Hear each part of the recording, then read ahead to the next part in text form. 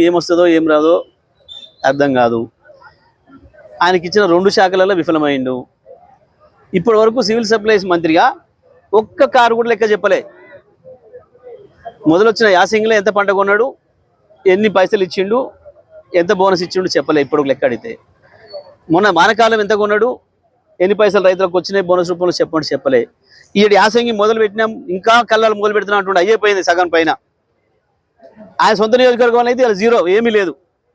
ఎంత కొన్నాడో చెప్తలే, గా లెక్కలు తెలుస్తలే. కాళేశ్వరం మీద పాడిందే పాడరా అని ఏదో ఉంది కదా సామెత పని లెక్క, ఒకటే పట్టుకున్న ఎన్డీఎస్సీ అని ముండేసే ఏమేసే అదో ఎన్డీఏ రిపోర్టర్ మేము ఎన్నడూ చెప్పినాం. ఒక దాని మీద 3 సార్లు నివేదికుంటుందా? ఏమైంది?